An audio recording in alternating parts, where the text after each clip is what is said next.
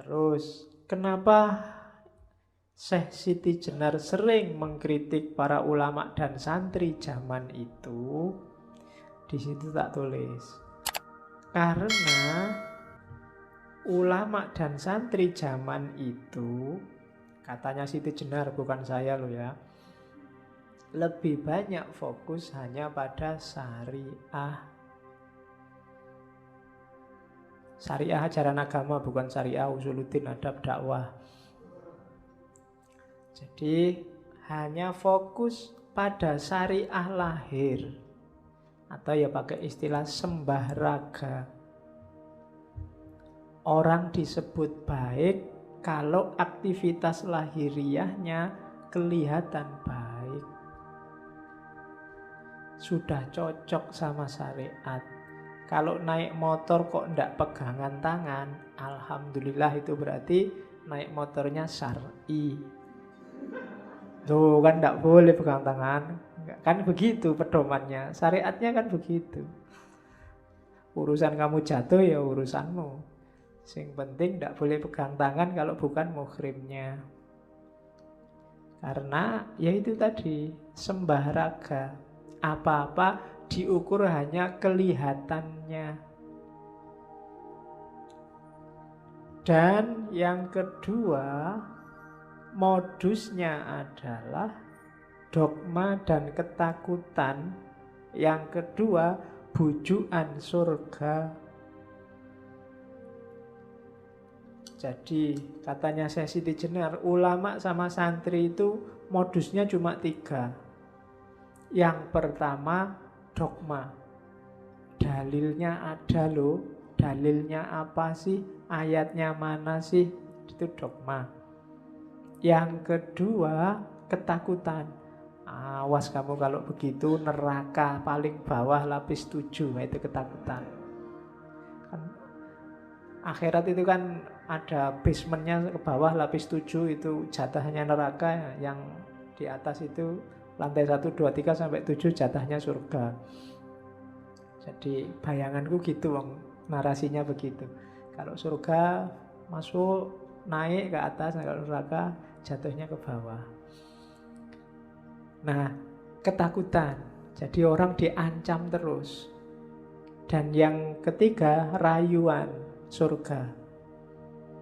Jadi makanya kalau ada orang gombal ngomong yang tidak sesuai kenyataannya, atau janji-janji muluk-muluk yang tidak jelas, menyebutnya hanya angin surga. Jadi orang dirayu dengan surga, diancam dengan neraka, atau dipageri dengan dalil dan dogma. Modusnya selalu itu. Dan akhirnya jatuhnya hanya pada yang lahiriah. Sibuk nyari mana halal, mana haram, aspek lahirnya saja.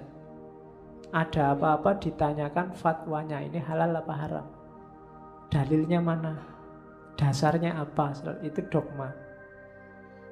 Dan itulah yang dikritik oleh Siti Jenar. Bukan salah, cuma masa itu tok agama isinya. Masa agama hanya syariat, hanya lahiriah, hanya itu saja. Kalau ada apa-apa, iki sholat apa enggak, kan selalu begitu orang tanyanya. Sembahyang loh, rajin ke masjid, wah bagus, selalu begitu. Jadi itu yang dikritik oleh Siti Jenar. Bukan salah, tapi maksud hanya itu. Masa agama itu hanya berhenti di surga, neraka, dan ayat? Apakah itu tujuan adanya agama? Kan itu pertanyaannya Syekh Siti Jenar pakai bahasa sekarang. Akhirnya apa? Agama yang semula hanya alat sekarang jadi tujuan. Seolah-olah kalau sudah tahu mana halal, mana haram, selesai. Kehilangan yang paling esensial, yaitu Tuhan Allah. Wong perannya Allah sudah diambil semua oleh manusianya. Menghakimi, ya kan?